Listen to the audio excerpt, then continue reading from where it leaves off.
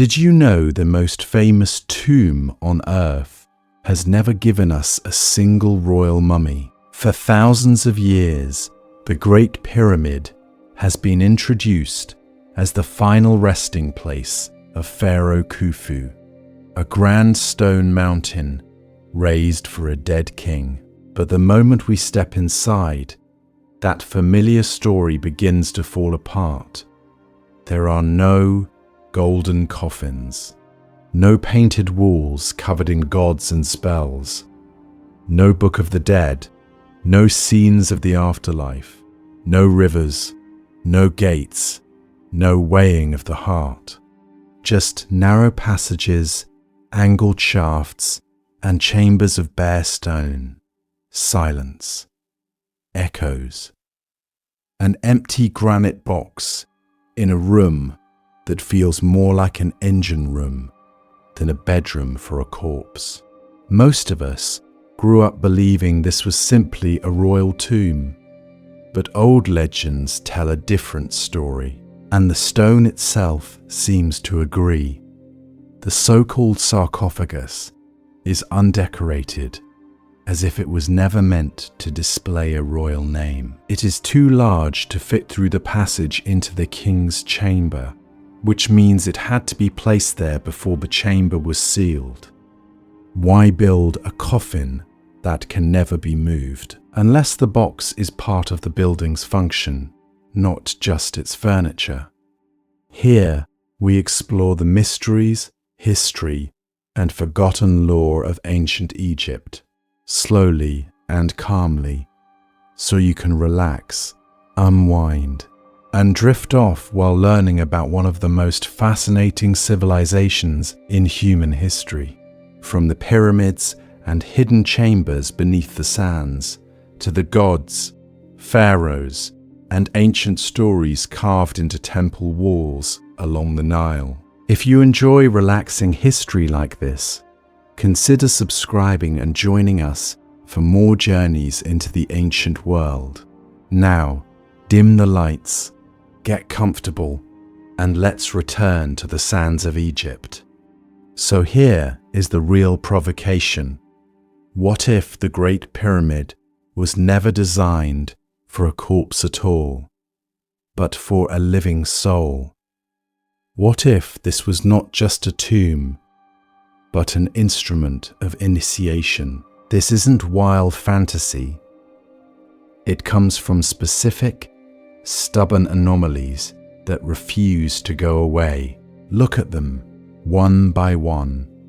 The entire interior is undecorated, even though later royal tombs are covered in protective texts and ritual scenes. The narrow shafts from the king's and queen's chambers do not lead outside for air. They point to key stars tied to the pharaohs and the afterlife. Orion's belt, Sirius, the imperishable northern stars. The king's chamber and its granite box resonate at powerful acoustic frequencies, turning a human voice into a vibrating field that seems to press on the body itself. Walk the inner layout in your mind, a cramped descending passage plunging into darkness, a strange, unfinished chamber deep below. Then an abrupt change of direction, a rising passage, a low oppressive corridor called the ascending passage, opening into the tall echoing grand gallery. At the top, a final narrow gate into the king's chamber. Does that feel like a simple burial vault? Or does it feel like a journey designed to do something to the person who dares to walk it? What if this entire structure is a kind of machine built of stone, sound, and starlight? A device to tune the body, focus the mind, and launch consciousness toward the realm the Egyptians called the Duat. According to the stories, the greatest pharaohs and priests trained to cross that realm while still alive. What kind of knowledge would they encode in a monument meant to last for thousands of years? Most importantly, what happens when we stop calling it just a tomb and start treating it like a hidden school? To find out, we have to step into the mindset of Egypt's mystery schools, where every passage was a test, every chamber a lesson, and every vibration a key. We'll find out together as we follow the path of an initiate into the Great Pyramid's forbidden heart. What were they really doing in there, framing the central mystery?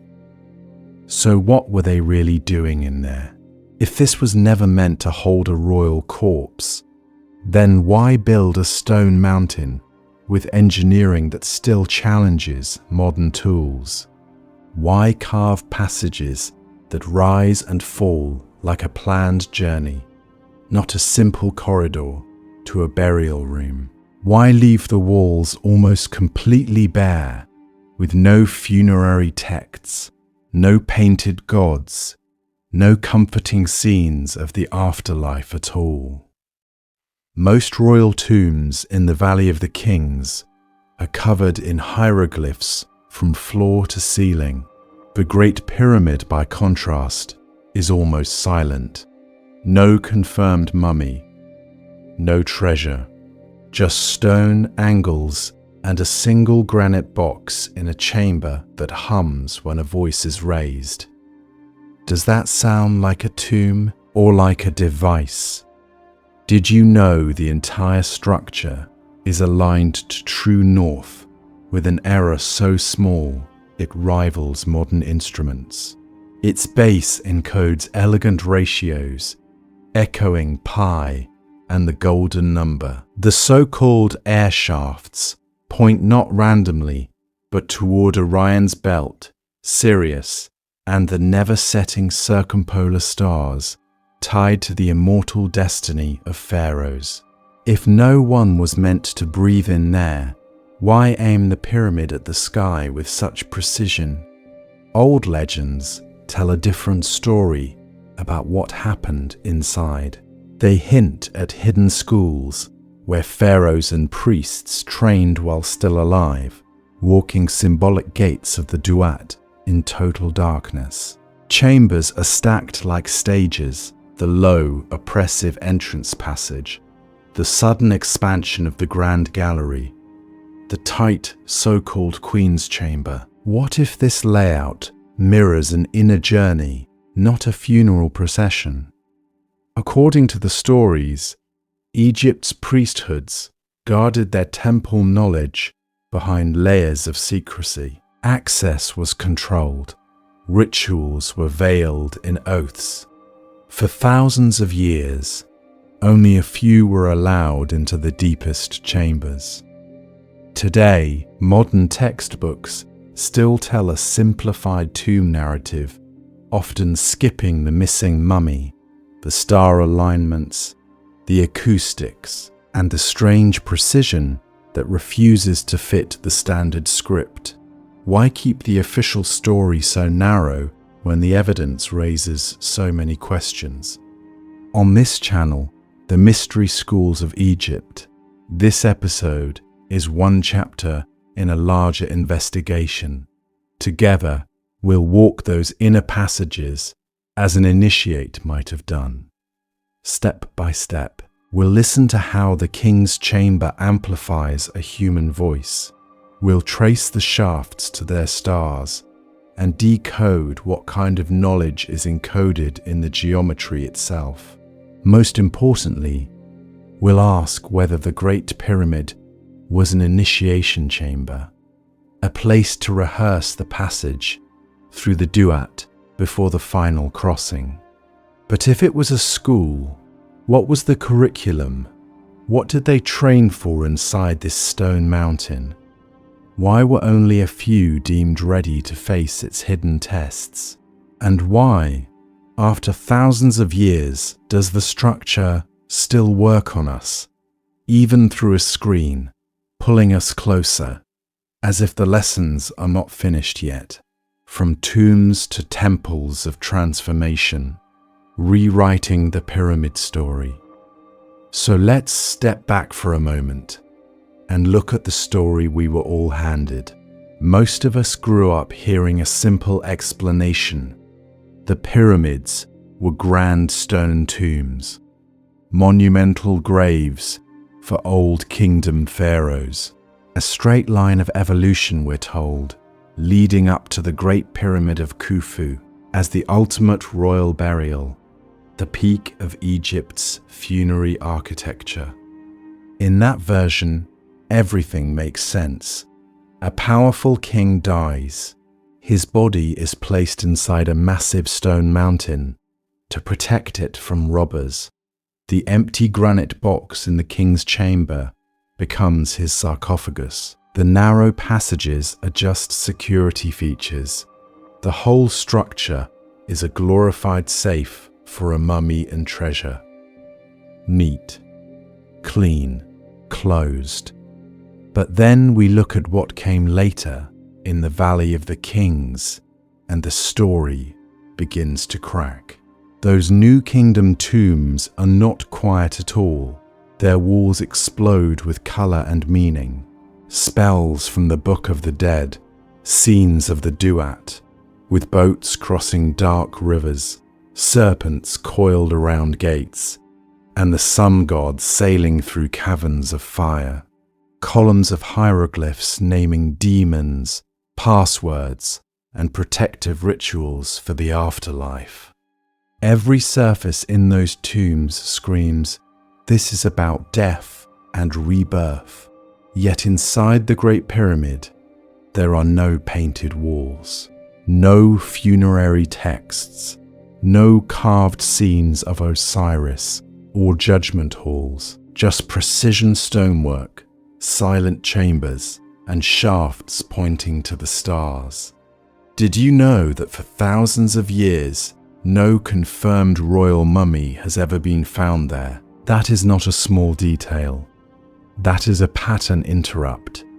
So what if the pattern itself is wrong?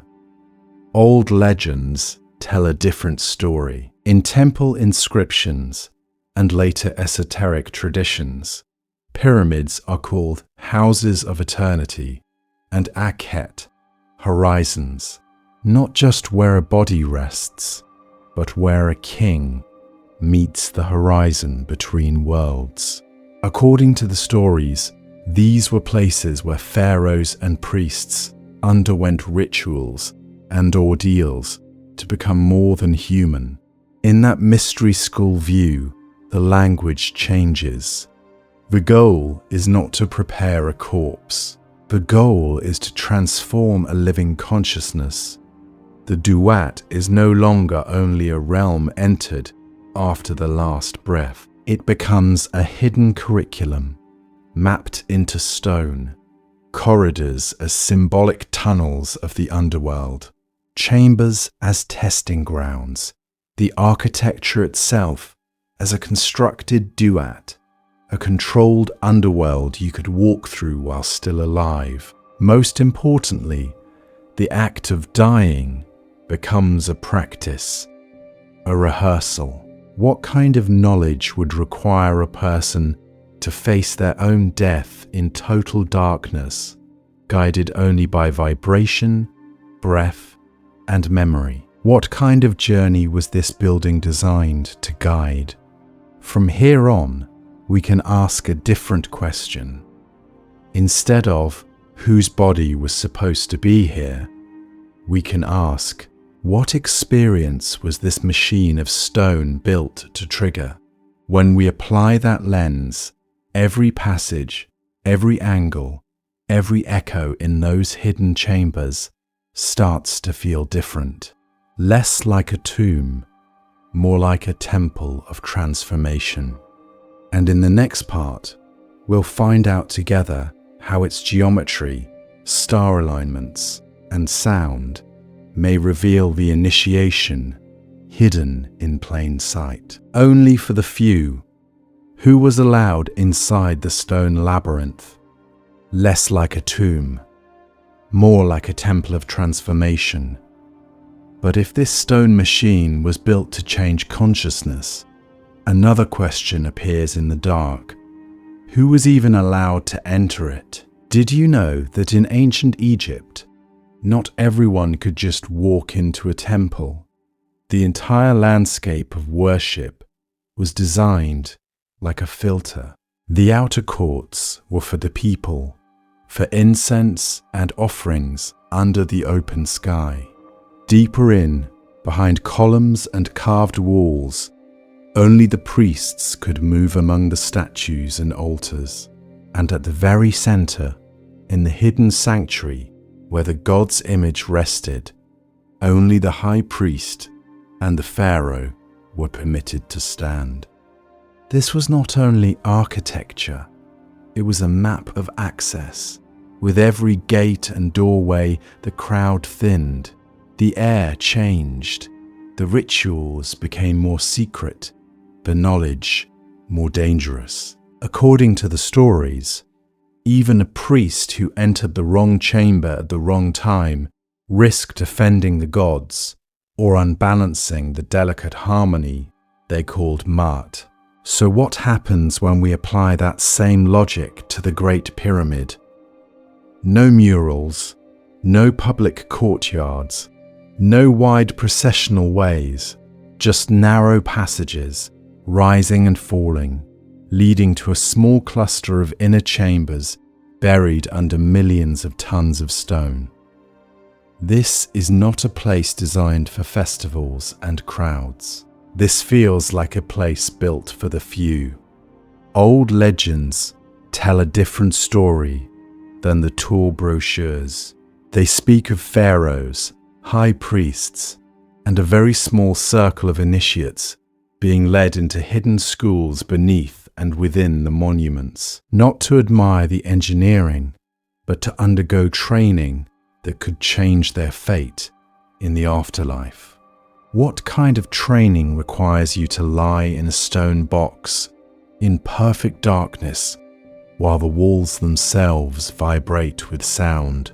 Most importantly, the goal was not simply to preserve a royal body, it was to stabilize the soul.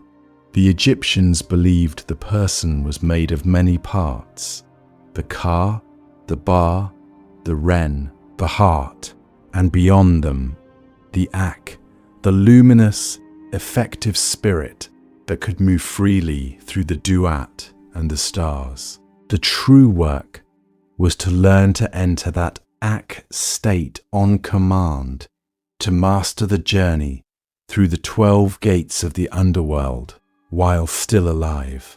Now imagine this. It is night. The desert is silent, the stars blazing above the pyramid's perfect angles. You are led to a low entrance by robed priests, torches flickering against the stone. As you step inside, the air cools instantly. Sound dies. The passage narrows. You feel the weight of the structure pressing in from all sides. Deeper and deeper you go, climbing the grand gallery, each step echoing. Then, at a signal, the torches are extinguished. Absolute black. The temperature drops. The air seems to thicken, as if the space itself is watching you. Somewhere in the darkness, a priest's voice rises in a low chant, tuned to the chamber's hidden resonance. A whisper reaches your ear. This is not a tour. This is a test. Hold your mind steady, and the gates within will open. Lose yourself, and the underworld you are simulating may not let you go. Because in the worldview of the mystery schools, to enter unprepared was to risk everything. The wrong thought, the wrong fear, at the wrong moment could fracture the soul, scatter the bar, or trap the consciousness in a maze of its own making. Madness was not just a medical problem, it was a spiritual disintegration. But these warnings only raise the stakes. If the cost of failure was so high, what did success look like? In the next part, we'll find out together how the geometry, star alignments, and sound of this stone labyrinth may have been tuned to launch a prepared initiate into the realm of the gods and bring them back changed. A lost library in stone. Ancient voices hinting at secret schools. If the Great Pyramid was a kind of launch pad for the soul, then who held the instructions? Who knew how to read this stone machine? To answer that, we have to listen to voices from centuries later, people who walked among Egypt's ruins when the pyramid was already ancient and still felt a mystery humming inside it. Plato tells one of the most haunting of these stories. In his dialogue, Timaeus, he describes an old Egyptian priest in the city of Sais, gently scolding the Greeks. The priest says that Greek culture is young, that it has forgotten earlier cycles of catastrophe and rebirth. But Egypt, he explains, remembers. Its temples, its records, its rituals preserve memories from a time before the last great flood. Did you know that for thousands of years, this single scene has fueled the idea that Egyptian priests guarded a library of very old wisdom, far older than the classical world? Herodotus, visiting in the 5th century BCE, adds another layer. He speaks of being led through temples, shown hidden chambers beneath the ground, hearing guarded stories from priests that he admits he cannot fully verify. He describes labyrinths of rooms, colonnades, and underground passages that, in his words, surpassed even the pyramids. According to the stories, some areas were off limits, reserved only for those who had undergone special rituals and training. By the time these Greek visitors arrived, the Great Pyramid was already a relic from a distant age, over 2,000 years old. Yet it still stood at the heart of a living priestly culture. Hellenistic writers and temple inscriptions from later periods speak of Per Ankh, the House of Life, a secret institution attached to major temples. In these houses of life, sacred texts were copied and stored, and initiates were trained in astronomy, medicine, ritual, and the arts of the soul. Imagine one of those houses of life at Giza, shelves of papyrus scrolls, priests chanting in dim halls, young initiates learning the names of stars, the geometry of the Nile, the gates of the Duat. Most importantly, imagine that their greatest book was not written in ink at all. It was written in stone, in angles, in alignments. Old legends tell a different story about how teachings were preserved. When papyrus rots and paint fades, proportion remains. A pyramid aligned to true north, shafts aimed at Orion and the imperishable circumpolar stars, chambers tuned to specific resonant frequencies. This is a library that cannot burn. The very layout becomes a silent text, legible only to those who know how to walk it. So what if the Great Pyramid was the central textbook of an early mystery school? What if initiates learned to read its passageways as chapters in a living manual of death and rebirth? Later priesthoods, facing foreign invasions and shifting politics, may have wrapped this dangerous initiatory engine in a safer story, a royal tomb, a monument to a single pharaoh. But what really happened in those echoing corridors when the doors were sealed and the torches dimmed? What kind of knowledge was being rehearsed in the dark? In the next part, we'll find out together how the very design of the Great Pyramid may map each step of that hidden curriculum, turning stone into scripture and architecture into a path through the afterlife. The pyramid that refuses to be a tomb. Modern clues they skip in textbooks. When we step inside the Great Pyramid, something feels wrong with the usual story. This is supposed to be the ultimate royal tomb of Khufu, yet it stubbornly refuses to behave like a tomb at all. Did you know that in the main chambers there is not a single carved scene of the pharaoh enjoying the afterlife? No painted banquet, no gods welcoming him, no spells from the Book of the Dead. The granite box in the so-called king's chamber has no lid, no inscriptions, no royal names. No securely identified royal mummy was ever found here. For thousands of years, looters and priests searched for treasure and a body. What they found instead was stone, silence, and a mystery. If this was only a burial, why build it with such almost obsessive precision? The base is aligned to true north with an error of just a few arc minutes, more accurate than many modern buildings. Its height and perimeter encode a close approximation of pi. Ratios in its slope echo the golden ratio. These are not casual measurements. These are deliberate mathematical relationships, frozen into limestone. A corpse does not need pi. A dead king does not need the golden ratio. So who or what was this geometry serving? Now follow the path within.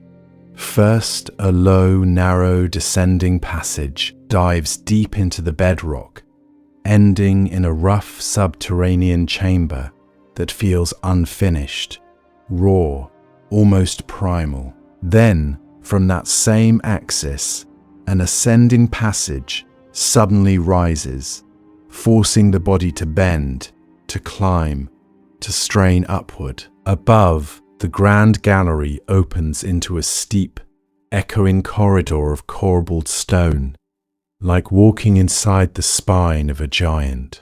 From here, passages branch. One toward the so-called Queen's Chamber at the heart of the pyramid, another higher still to the King's Chamber. This is not a static crypt. It feels like a journey through gates. And then there are the air shafts. They do not reach the outside at ground level like normal ventilation. Instead, they angle upward from the King's and Queen's chambers toward the sky, aligning closely with Orion's belt, Sirius, and the circumpolar stars the Egyptians linked to the eternal afterlife. According to the stories, these stars were the realm of the imperishable ones, the immortal companions of the gods. But why would a sealed corpse require such precise celestial targeting? Old legends tell a different story. They hint that these alignments, this path of descending, ascending, and finally standing in a resonant granite chamber, were part of rituals that trained the living to die before death. Most importantly, if every line, angle, and chamber seems tuned for movement, alignment, and transformation, is it really honest to call this only a box for the dead? Or are we looking at a kind of machine for consciousness, a stone school for pharaohs and priests, whose real lessons have been carefully hidden in plain sight? In the next part, we'll find out together what those lessons might have been. Stone, stars, and sound. The pyramid as a consciousness device. If the whole pyramid is a machine, then what is it actually tuned to? Stone alone cannot teach a soul, but stone shaped with number, star, and sound can become a different kind of school. Did you know the base and height of the Great Pyramid quietly encode higher mathematics? Take the perimeter of its base and compare it to twice its height, and you get a close approximation of pi. Compare the sloping face to half the base, and you're near the golden ratio. These are not random. For thousands of years, sacred builders have used these same proportions in temples and cathedrals to create a very specific energetic feel, a sense of harmony, expansion, and subtle pressure that many visitors can feel in their bodies before they ever read a single inscription. In Egypt, this harmonic geometry is not just decoration, it is doctrine in stone. A pyramid built on these relationships becomes a frozen wave, a standing harmony between earth and sky. Walk inside, and the angles, lengths, and volumes begin to tune the space around you. The question is, tune it to what? Here, the stars begin to answer. The so-called air shafts from the king's and queen's chambers are not random ventilation. One northern shaft targets the circumpolar, imperishable stars that never set, the eternal ones. A southern shaft points toward Orion's belt, the celestial body of Osiris, Lord of Resurrection. Another lines up with Sirius, star of Isis, the magical mother who reassembles the dead god. According to the stories, these beings rule the very gates of the afterlife. Imagine lying in darkness, knowing the stone above your head is locked onto Orion, while another passageway points to Sirius, and others to the deathless stars that never fall below the horizon. Old legends tell a different story than a simple burial. The pharaoh does not just go to the stars after death. The pyramid brings the stars to the pharaoh, right into the chambers of initiation. Then there is the sound. Acoustic studies show that the king's chamber has strong resonant frequencies. Tones around them generate powerful standing waves. The granite walls and the undecorated granite box respond like parts of an instrument. A single voice chanting or toning can suddenly boom, vibrate, and wrap around the body. People report pressure in the skull, tingling in the spine, and a strange loss of ordinary time. Now imagine a living initiate placed inside that granite box. No carvings, no coffin lid painted with funerary scenes. Only stone, darkness, and vibration. Priests chant at key pitches. The chamber begins to hum. The box itself shudders with resonance. The senses scramble, up and down blur. The body feels distant, while overhead the shafts point to Osiris, Isis, and the imperishable stars. In that moment, the initiate is not playing dead. The initiate is rehearsing it. Consciousness is pushed out of its normal boundaries, guided by geometry, anchored to mythic stars, carried on sound. Most importantly, this is not a passive container for a cadaver. It is an analog technology, a deliberately tuned environment for shifting identity from earthbound human to starbound Ach. But what really happened after those nights of stone and sound? When the initiate stepped back into daylight, were they the same person or something entirely new? In the next section, we'll find out together how these experiences may have rewritten a pharaoh's destiny, both in this world and in the world beyond. The deeper secret behind the tomb story. When an experience can rewrite a destiny, a new question appears in the shadows. If the Great Pyramid was built to transform the living, why has almost every classroom on Earth been told it was just a tomb for a dead king? Did you know this is the real mystery behind the mystery?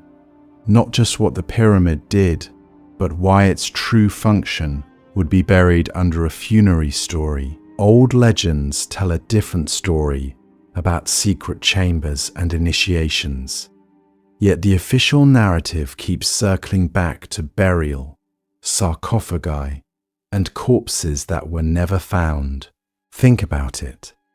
The most famous tomb in history has no confirmed mummy, no treasure, no carved spells on the walls. The granite box in the king's chamber is undecorated, slightly too large for the doorway, and the passages are brutally difficult to navigate with a royal funeral procession. If this was really built only to house a body, it breaks almost every rule of an Egyptian royal tomb.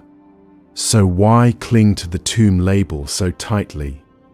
One answer is secrecy. If this was a training ground for pharaohs and priests to rehearse death, to step out of the body and walk the hidden gates of the duat, then untrained people wandering in could be dangerous to themselves and to the order of the kingdom. Powerful rituals were never meant for public experiments. According to the stories, even speaking certain names without preparation could shatter a person's mind. There is also politics. For thousands of years, control of the afterlife meant control of the living. If only a small elite knew how to use sound, darkness, and geometry to stabilize consciousness beyond death, that knowledge became a tool of power. Keeping the Great Pyramid framed as a royal tomb allowed the ruling class to hide an initiatory school in plain sight. No one questions a grave. And then there is the oldest habit of all, hiding truth in myth. Egyptian priests were masters of encoding. They wrapped astronomical cycles in animal gods, embedded mathematical constants in temple walls, and veiled spiritual technologies behind simple-sounding rituals. Calling the Great Pyramid a tomb may have been a deliberate mask, a protective story covering something far more dangerous than gold. So we circle back to the burning question. What kind of knowledge did they encounter in those chambers that was so potent it had to be wrapped in millions of tons of stone, guarded by oaths, and disguised as funerary architecture? What did they see in the dark that could not be safely shared with the crowds outside? To answer that, we have to step inside their beliefs.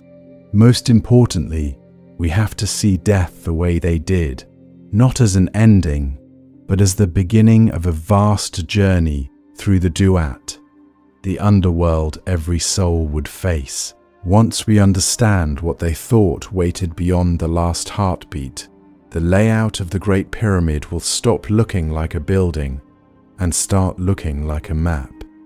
A map to where? That is where we're going next. The duat, mapping the Egyptian underworld. A map to where? To the Egyptians, the answer was clear. To a place more dangerous and more real to them than the desert outside their door. They called it the duat. For thousands of years, we've been told that death was the end of the story.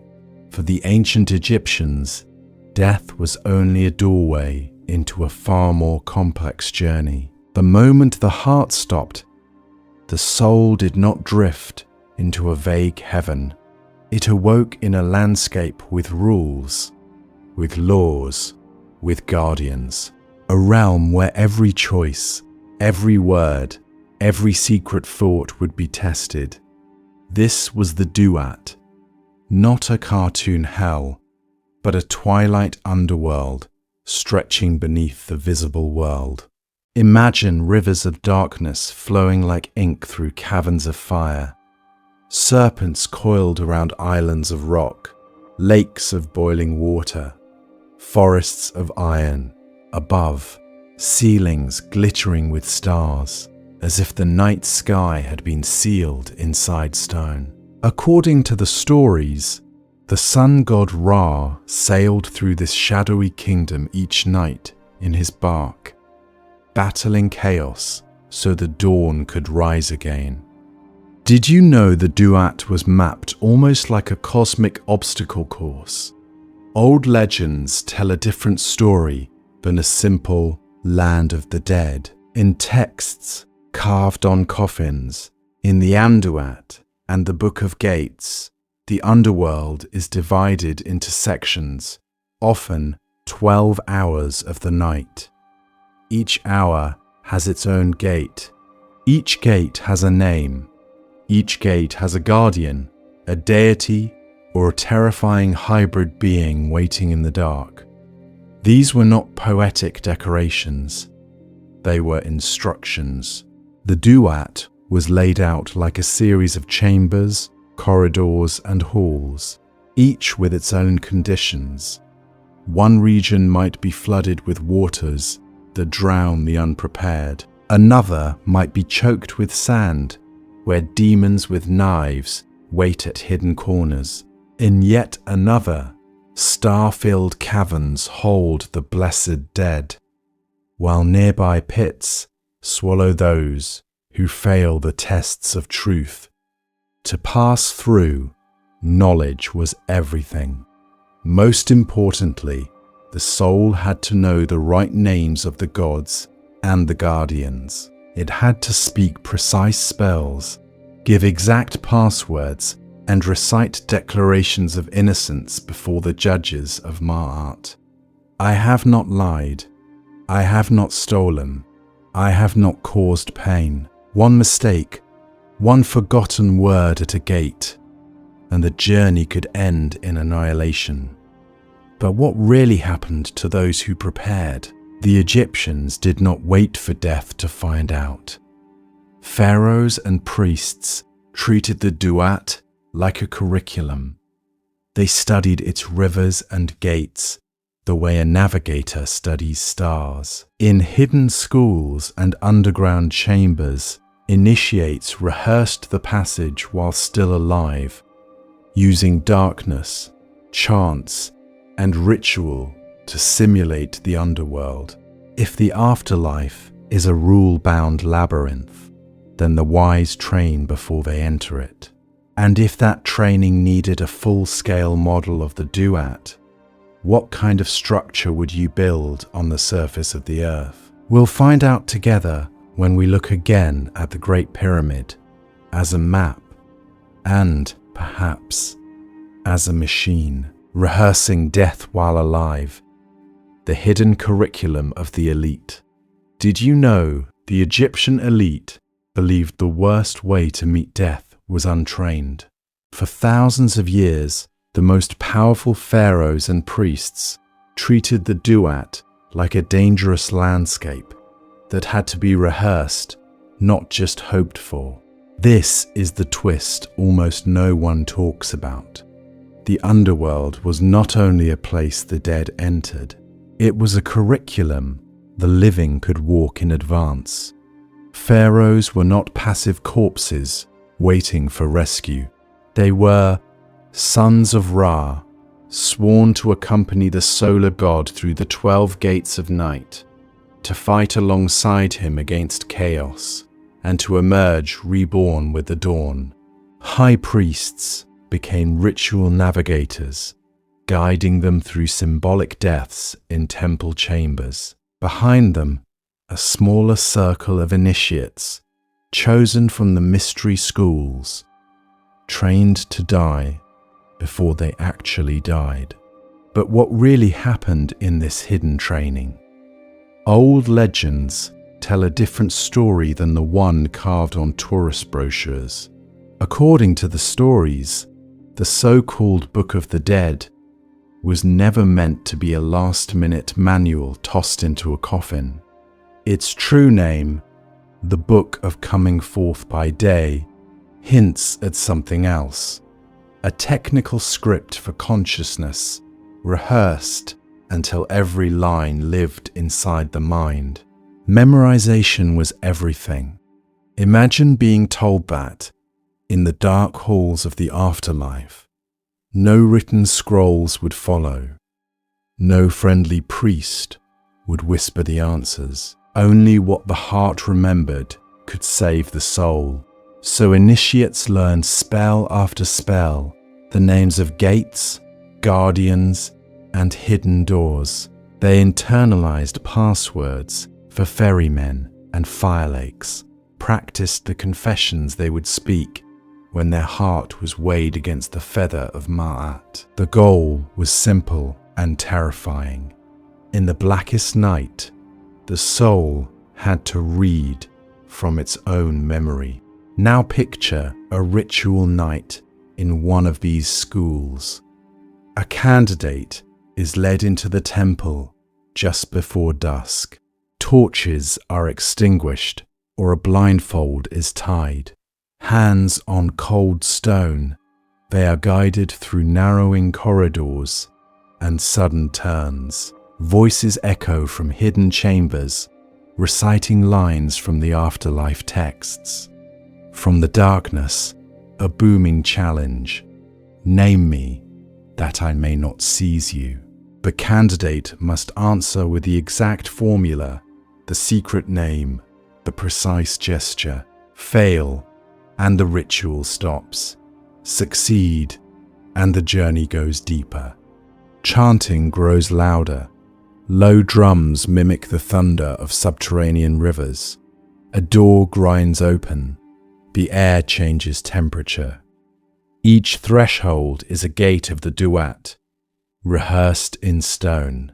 This is not theatre, this is training.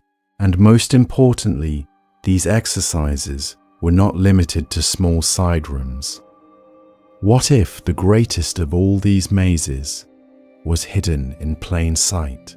The Great Pyramid, with its descending and ascending passages, its sudden shifts from tight crawl spaces to resonant chambers, looks less like a simple tomb and more like a full-scale underworld simulator. No painted funerary texts cover its walls, because the true inscriptions were meant to be carried in living minds. So was this vast monument a rehearsal hall for the soul, a controlled duat built on the surface of the earth. In the next section, we'll step inside its angles and echoes to see how its architecture mirrors an initiation journey through death and back again. Walking the stone duat, the initiate's descent into darkness. To test whether this was a rehearsal hall for the soul, we have to walk it as the ancients did. Not as tourists with flashlights and railings, but as initiates entering a controlled underworld. So imagine we are standing at the true entrance on the north face, facing a narrow stone throat slanting down into darkness. The opening is low. We have to bow. At once the body performs the first ritual, humility. Then we step in. The floor drops away at a steep angle, about 26 degrees. Dragging our weight forward, the smooth limestone presses in on shoulders and spine. Behind us, the bright desert rectangle of daylight shrinks with every shuffle. Ahead, only black. The air changes. It cools, grows still, and begins to smell like rock and age. For thousands of years, people have described this passage as oppressive. But what if that pressure was intentional? Each meter down is a small surrender, a controlled fall into the earth itself. It feels less like walking and more like being drawn, slowly, into another world. Ancient texts describe the Duat as a realm beneath the horizon where the sun god Ra sails each night.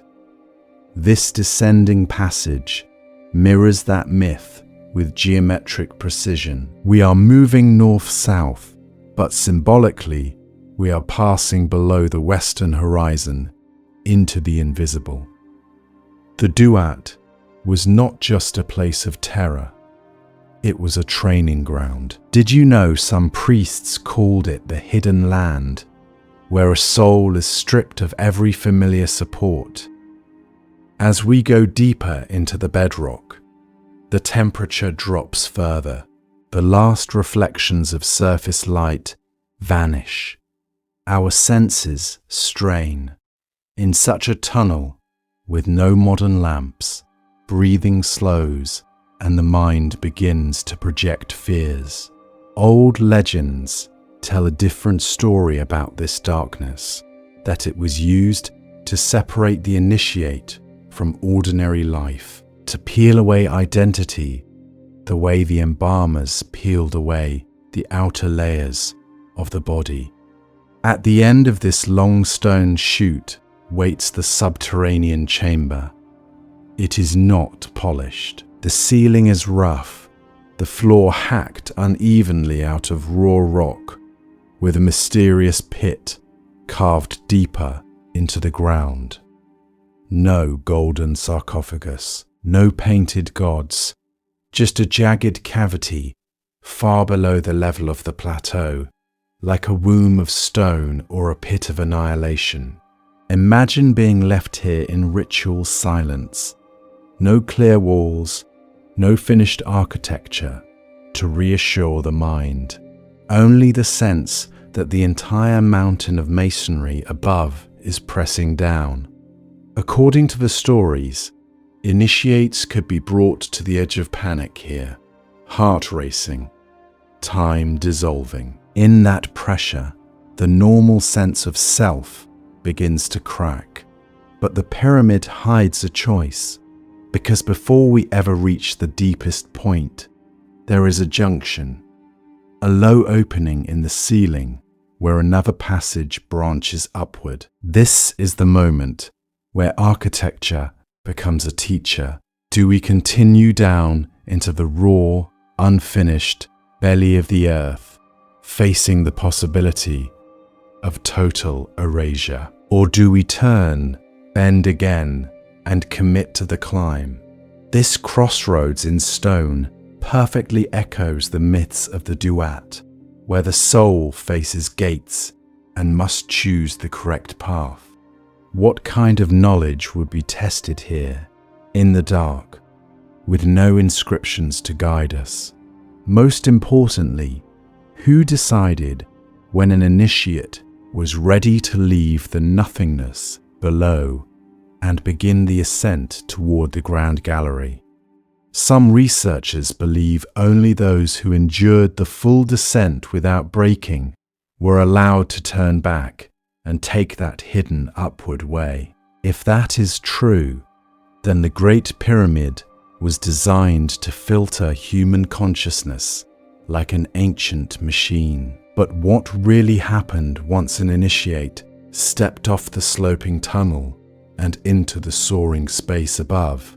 We'll find out together in the next chamber, where the stone itself seems to rise like a frozen ladder to the stars. As we leave the cramped ascending passage and step into the Grand Gallery, the space explodes upward. The ceiling suddenly soars, the walls lean inward in corbelled layers, and a narrow ramp rises steeply between raised side ledges. This is not a quiet corridor to a royal bedroom. It feels more like the spine of a stone giant, or a ceremonial ramp frozen mid-ascent. Did you know there is nothing quite like this in later Egyptian tombs? No painted funerary texts, no carved scenes of daily life, just bare, towering masonry, precision joints, and a strange series of niches and slots running along the sides.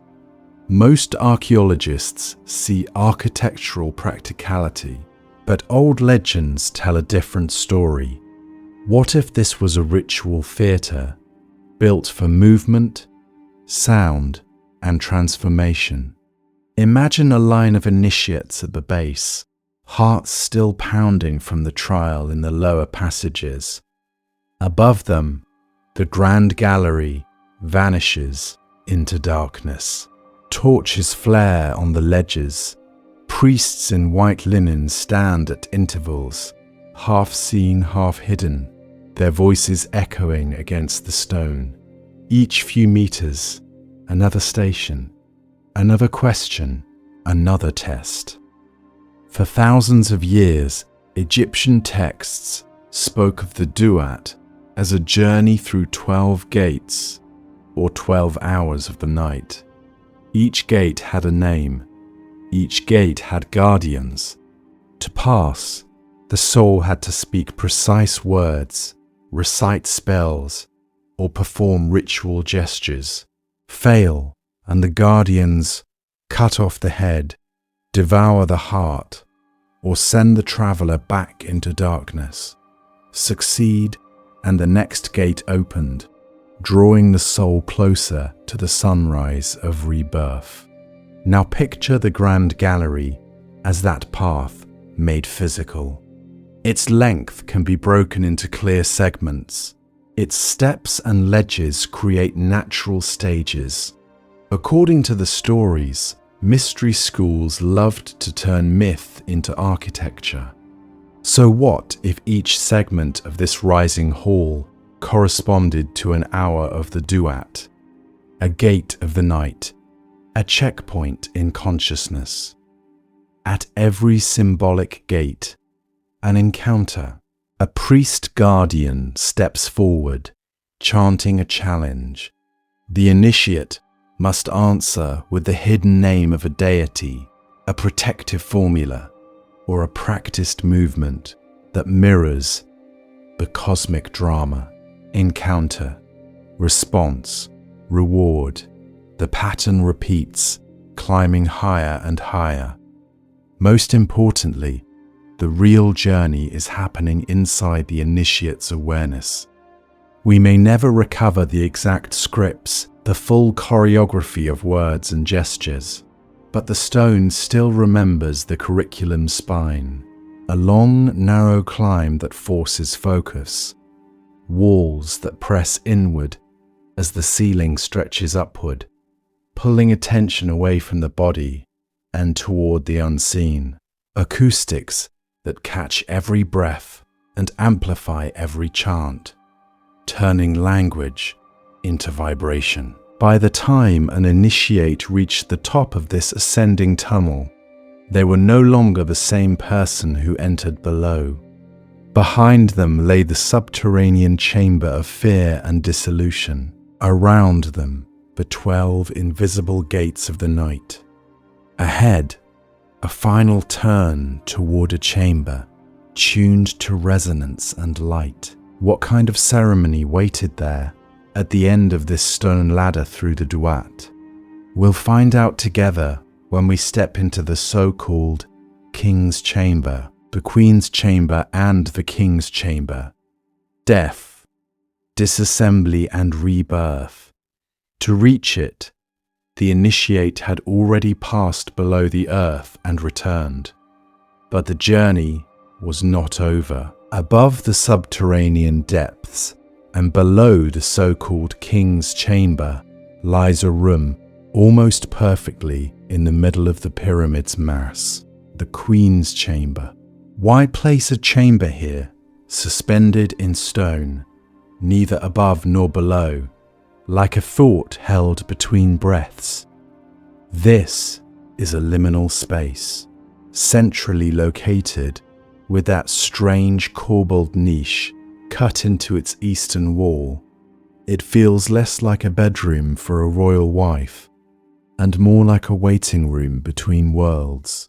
Did you know there is no sarcophagus here, no funerary texts, no scenes of mourning? For thousands of years, visitors have wondered what this chamber was really for. Old legends tell a different story, that such rooms were used in secret rituals to strip away the initiate's old identity. Imagine being led into this chamber by priests of the mystery schools. The torches are extinguished, the door is sealed, silence presses in from millions of tons of stone. You are left alone in darkness, perhaps fasting, perhaps hours into sensory deprivation. Your heartbeat becomes the loudest sound in the universe. Above and below, other rituals unfold. Chants echo from the grand gallery. Footsteps resonate through hidden passages. Somewhere, priests reenact the cosmic dramas of Osiris dismembered, Isis reassembling the scattered pieces, Horus rising as the avenger. Down here, you do nothing. That is the point. The world you knew, the name, the titles, the story of who you were, begins to dissolve.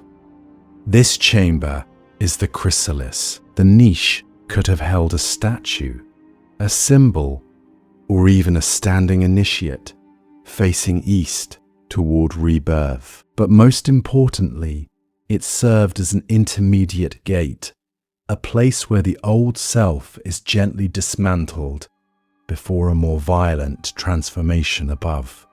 Then comes the ascent. Narrow corridors lead up to a rectangular granite room that feels completely different, the king's chamber. No paintings, no inscriptions, just smooth, echoing stone. At one end, a massive, undecorated granite box waits. It is slightly too large to have been brought in after the chamber was finished, as if the entire room was built around it. Is this really just a container for a corpse or an instrument? According to the stories and to modern acoustic studies, the king's chamber is tuned. Certain tones ring and build, vibrating the very walls. Now imagine lying inside that granite box. Priests chant around you. Deep, sustained notes strike the chamber's resonant frequencies. The stone, your bones vibrate. Sound stops being something you hear and becomes something you are. In that state, the sense of a solid, separate self can crack. The duat is no longer a myth. It is an inner landscape. Above, narrow shafts cut through the stone point toward Orion, Sirius, and the circumpolar, imperishable stars. The Egyptians believed the souls of pharaohs join these star realms. Here, the initiate's consciousness is aimed in the same direction, like a beam of awareness launched through those stone star tunnels. This is symbolic death, but also a rehearsal for the real one. The body lies motionless in the granite box, as if in a coffin, yet the inner traveler is anything but dead. Guided by sound, breath, and memorized rituals, the initiate dies to the human story and rises in a different form. In Egyptian terms, the goal was to emerge as an Ak, a radiant, effective being, fused with light and bound to the stars. So the king's chamber stops looking like storage space and starts looking like a rebirth engine, not a tomb, but a transformation chamber, a place where, if the training held and the courage did not fail, a human walked in and a star-bound consciousness walked out. But if this was a machine for making luminous beings, who designed it, and how did they encode such precise knowledge into stone? That is the next mystery waiting above the chamber's silent ceiling. Precision or peril? Why every word and step had to be perfect? If the Great Pyramid was a machine for making luminous beings, then every part of that machine had to run with terrifying precision, not just the angles of the stones or the alignment to true north. The precision extended to breath, to sound, to words. In Egyptian thought, words were not symbols on a page. They were forces. Did you know a mispronounced name in the duat was not a small mistake, but a spiritual disaster? To say a god's name incorrectly, to stumble over a spell at one of the 12 gates, was to lose its protection. In a realm filled with serpents, blades, and burning lakes, that meant more than embarrassment. It meant vulnerability. Now bring that mindset into the pyramid. Imagine walking into those rising passages knowing that the afterlife was a dangerous journey and that this was the rehearsal. According to the stories, each threshold you crossed had its own guardian, its own demand, a pause at the low entrance, a breath at the junction, a tone released into the narrow corridor, tuned to the hidden resonance of the stone. Nothing was casual. Each step would have been scripted, each hand placement along the rough limestone, each turn of the body in a cramped ascending passage. Priests of the mystery schools would drill the initiates until every movement became a ritual, every pause a signal, every word an energetic key. The king's chamber was not just an empty room. It was a calibrated instrument that answered back when the right sounds were struck. We see the pattern in the underworld texts. Encounter a guardian, hear a challenge, respond with the exact formula, receive passage or power, then repeat, gate after gate, question after question. Most importantly, the real test was not only the spoken password, but the inner state. Fear, doubt, or anger could close a gate as surely as a wrong syllable. Inside the Great Pyramid, that same pattern may have been played out in stone, the so-called Queen's Chamber as an early gate, the Grand Gallery as a rising path of trials, the granite box as a final confrontation where the initiate lay as if dead, vibrating the chamber with carefully modulated chants that matched its natural frequencies. For thousands of years, old legends tell a different story of these spaces. Not rooms for a corpse, but stages of a living drama. Yet we only glimpse fragments, a line on a sarcophagus here, a half-erased spell there, broken reliefs of priests holding mysterious instruments. The full curriculum of this school is missing, as if the final chapters were deliberately torn out. But what really happened after the last word was spoken in the dark? Did the journey continue into realms and techniques we no longer have names for? And that leaves us with an unsettling question. If this was once a training ground for a pharaoh's soul, what echoes of that training still vibrate in the stone today? And what happens to modern visitors who wander into a ritual engine with no script, no guardians, and no idea what they are activating? Echoes across cultures, other mystery schools, and the pyramid pattern. To answer that, we have to do something unexpected. We have to leave Egypt, because when we step back from the Great Pyramid and look across the ancient world, a strange pattern appears. Different lands, different gods, but almost the same journey. Take Greece. At Eleusis, just outside Athens, thousands of initiates walked into a secret nighttime ritual every year. Did you know that for thousands of years they kept an oath of silence so strict that almost nothing was written down? People entered a dark hall, descended into hidden chambers, drank a mysterious brew, and underwent what ancient writers called a death before death.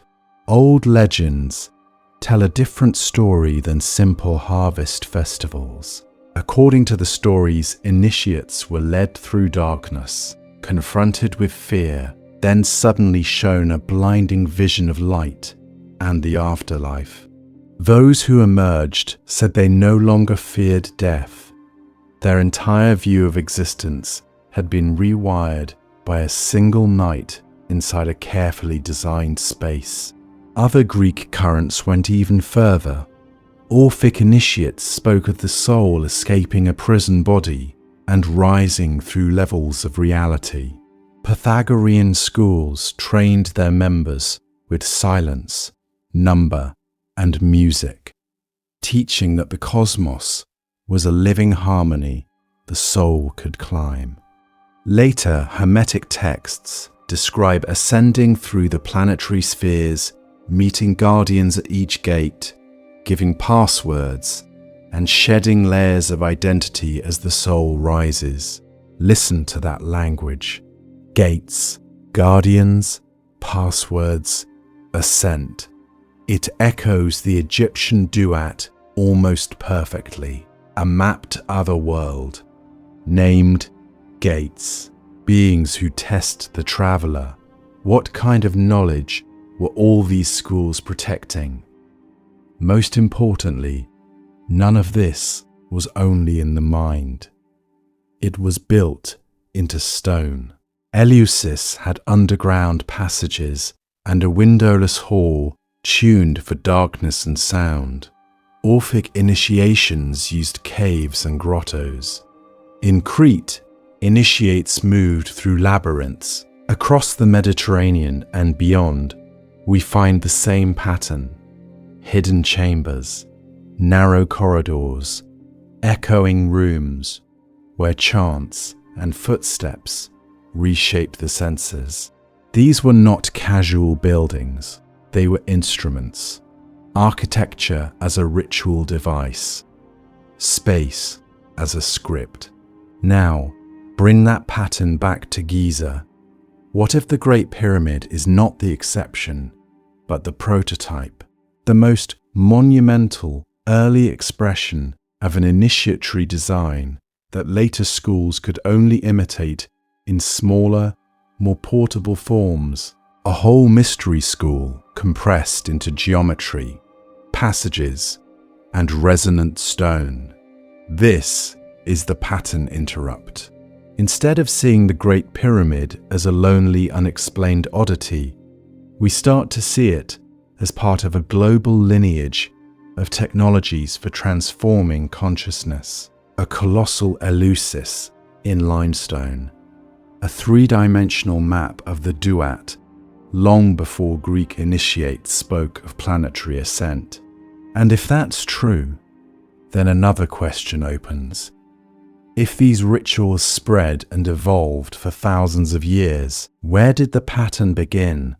And what traces of that original blueprint are still encoded in the pyramid's alignments, measurements, and hidden chambers. Reading the stones anew.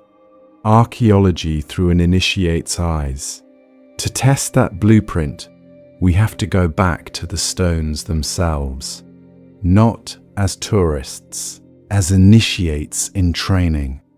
Because if this was a colossal school for the soul, then every angle, every chamber, every hidden passage should read like a page in a manual.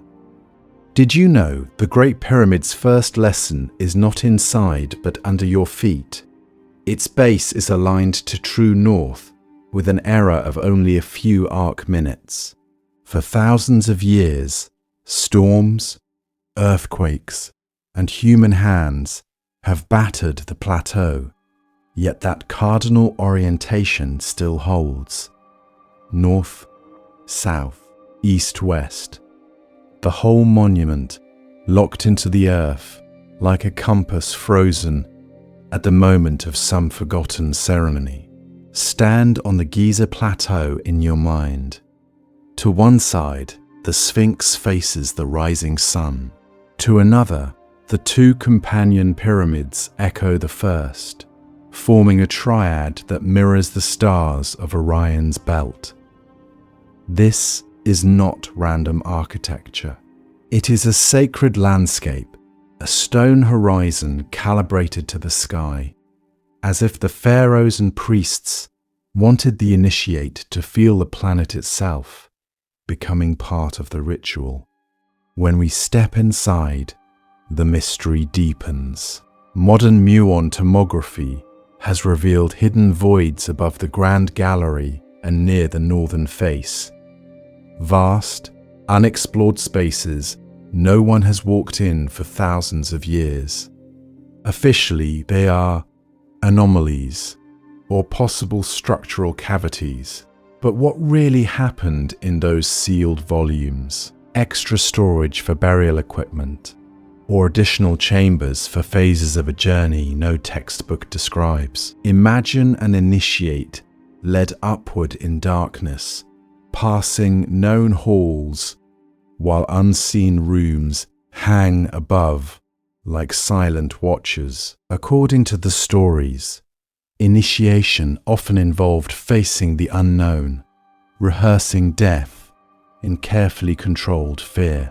What kind of knowledge could be encoded in a chamber never meant for crowds, only for a few who knew the secret pathways through stone and star? Even the so-called relieving chambers above the king's chamber shift character through this lens.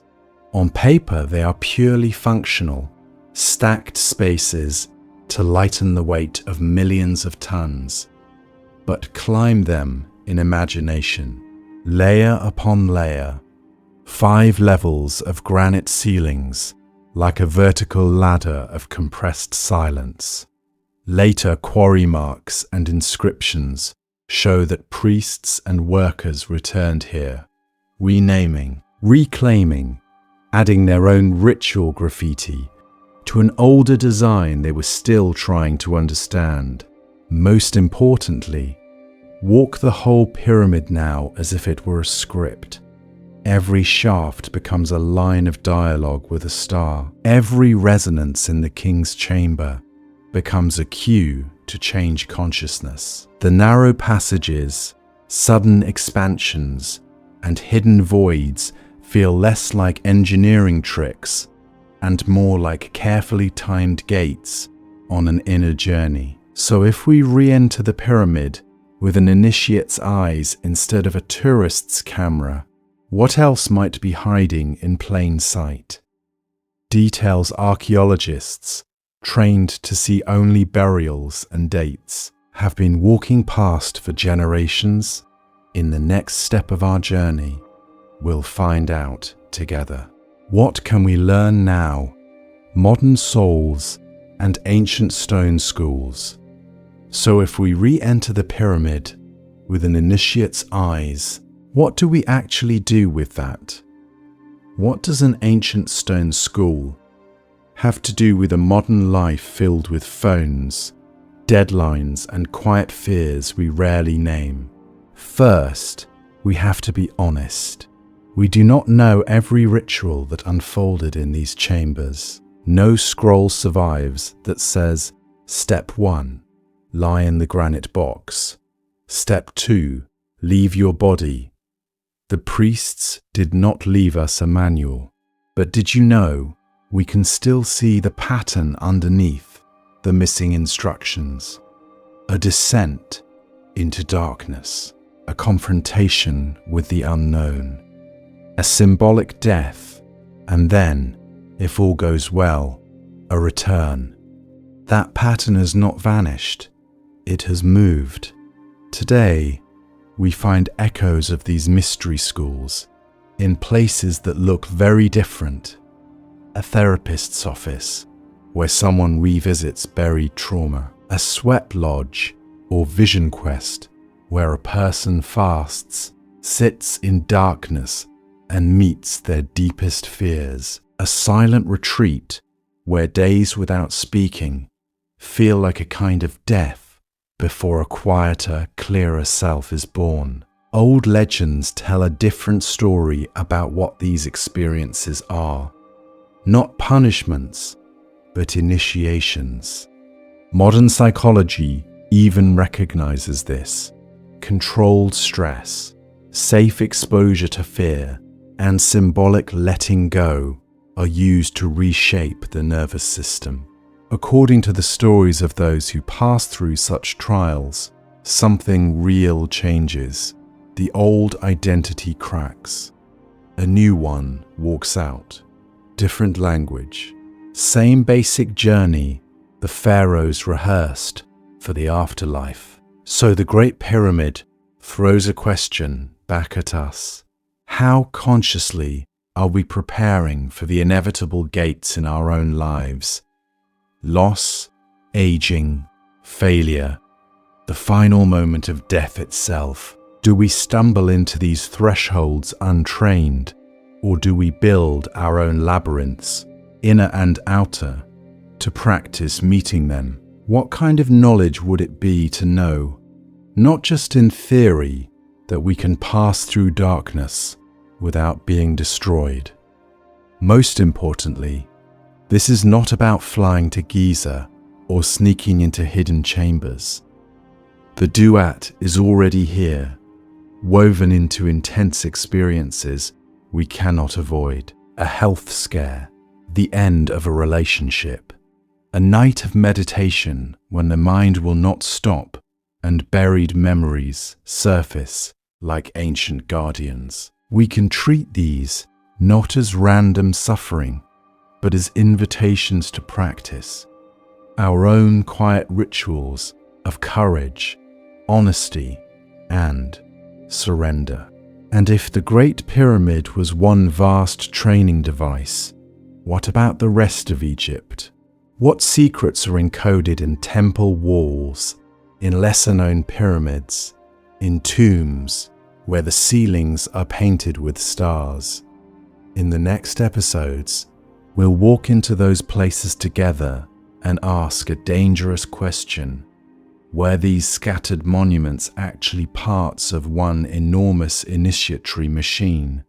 And if so, what happens when we switch it back on? The Great Pyramid Reborn, from royal tomb to Stargate school. So we circle back to the Great Pyramid itself, standing alone on the Giza plateau, like a question carved in stone. If this was only a royal tomb, why does it refuse to behave like one? Did you know that for thousands of years, real tombs in Egypt were covered in hieroglyphs, spells, and funerary scenes? But the Great Pyramid is almost silent. No carved book of coming forth by day. No painted gods welcoming a pharaoh into the afterlife. No treasure chambers. No mummy confirmed inside its granite box. Just bare stone, a plain coffer, and a layout that breaks the rules. The anomalies pile up. Those narrow shafts that leave the king's and queen's chambers do not point to the desert breeze. They aim at Orion's belt, Sirius, and the circumpolar imperishable stars that never set. Exactly the stars tied to the pharaoh's journey through the Duat. The base is locked onto true north with astonishing precision. Its proportions encode elegant mathematics, and deep inside, certain rooms and passages hum with hidden acoustic power, amplifying sound as if the whole structure were tuned. So what really happened inside this stone mountain? Old legends tell a different story. That pharaohs and priests entered not as corpses, but as living initiates. Imagine the journey.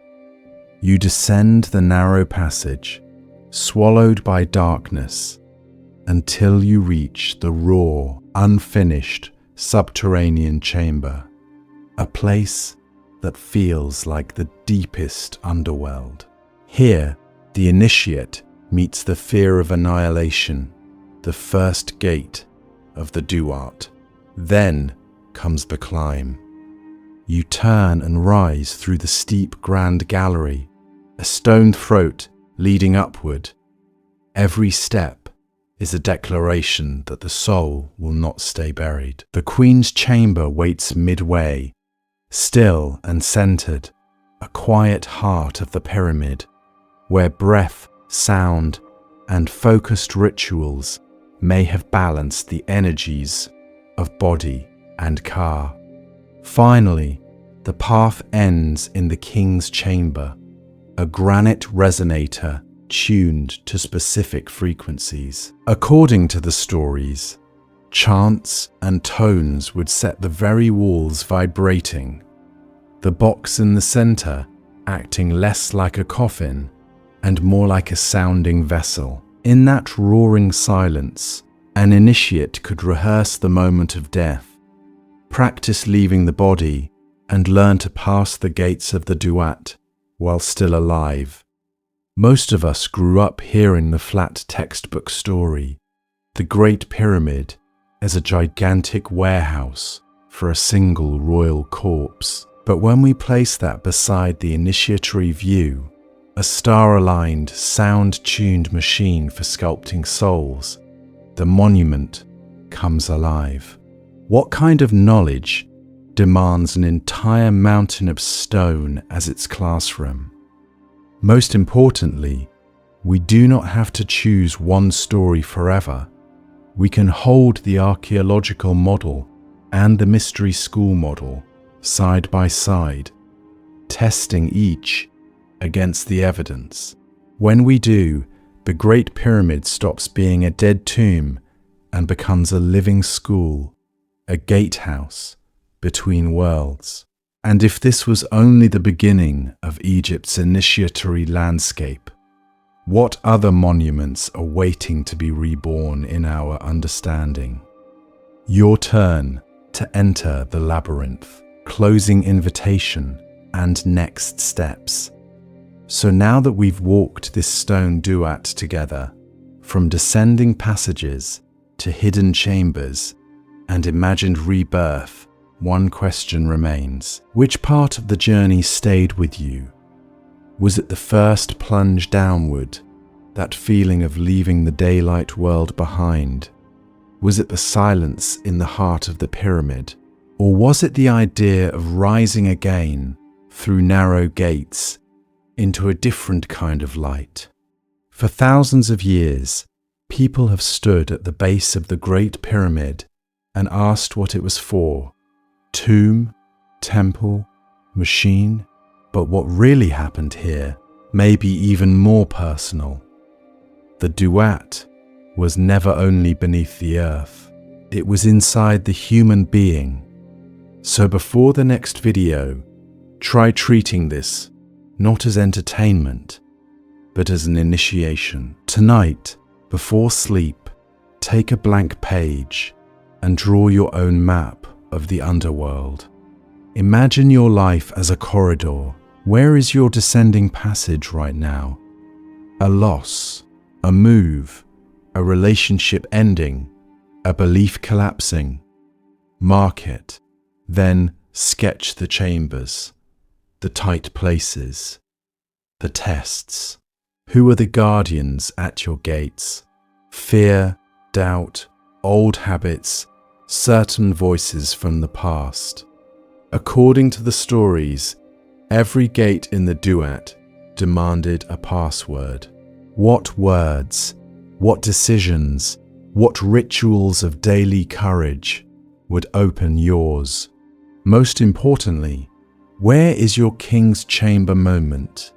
The place where something in you might finally come into alignment, like that granite box tuned to hidden frequencies. Did you know some researchers think the chamber amplifies specific tones that can shift awareness itself? What if your tone is a practice, a promise, a new pattern you repeat until the walls of your inner labyrinth start to resonate differently? Old legends tell a different story about Egypt's monuments. They say the Great Pyramid was only one node in a much larger network of schools. So in the next episode, we'll leave Giza and follow that network south. Abydos, with its strange Osirian mysteries. Dendera, whose ceilings mirror the sky like a star map.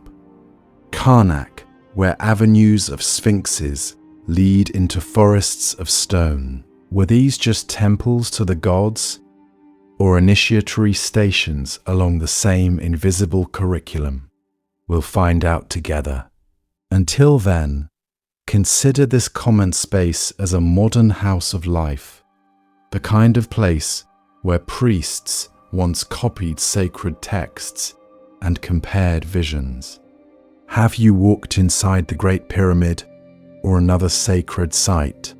Did a certain hall, gate, or statue change the way you felt or thought? Share the moments that marked you or the questions that still haunt you. Someone else's key might fit your gate. And as this video fades, picture the plateau at night. The crowds are gone. The wind settles. Above, Orion and the circumpolar stars wheel into position. Below, the Great Pyramid stands in perfect alignment, its angles catching starlight, its passages breathing darkness. Somewhere deep within, stone remembers the low hum of ancient chants. Maybe that resonance has never stopped. Maybe it is waiting for the next initiate who does not just look at the pyramid, but listens